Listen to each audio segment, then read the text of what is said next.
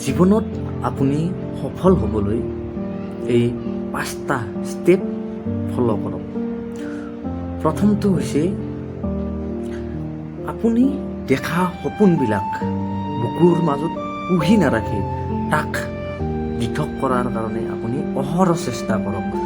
সপোনবোৰ বুকুত পুহি ৰাখি আপুনি ভাবি নাথাকিব, তাক পৃথক কৰাৰ কাৰণে আপুনি কি প্ৰচেষ্টা হাতত ল'ব লাগিব সেইটো আপুনি থিৰাং কৰিব লাগিব। দ্বিতীয়তে হ'ল আপোনাৰ আত্মবিশ্বাস।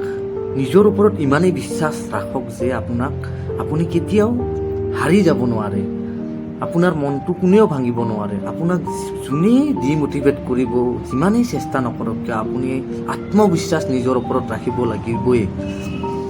নম্বৰটো হৈছে আপোনাৰ মনটোৱে হ'ল আপোনাৰ এটা শক্তিৰ উৎস, যাক আপুনি সদায় জাগ্ৰত কৰি ৰাখিব, এক্টিভ কৰি ৰাখিব লাগিব।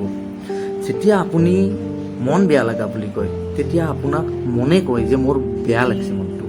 গতিকে এই মনটো, যিটো মন আপুনি বেয়া লগা বুলি কয় বা যে আজি মন নাই কৰিব, খাব মন নাই, এই মনটোক সদায় এক্টিভ কৰি ৰাখক, জাগ্ৰতা কৰি ৰাখক।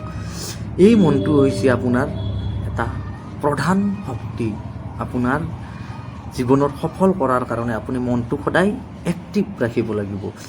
4 নম্বৰটো হৈছে আপুনি সদায় হেপ্পী থাকিব চেষ্টা কৰক। জীৱনটো হৈছে হাঁহি, দুখ থাকিবই। আপুনি যি কাম কৰি নাথাকক কিয় সদায় হেপ্পী থাকক।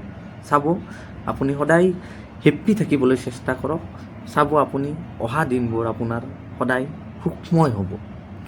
আৰু 5 নম্বৰ ষ্টেপটো হৈছে আপুনি ভাগ্যৰ ওপৰত বিশ্বাস নকৰে, আপুনি সিদ্ধান্তৰ ওপৰত গুৰুত্ব দিয়ক।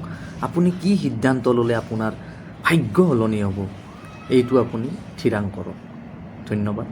আৰু যদি আপোনালোকৰ এনেকুৱা ভিডিঅ'বিলাক আপোনালোকৰ চাই ভাল লাগে, মোৰ চেনেলটো ছাবস্ক্ৰাইব কৰি ল'ব।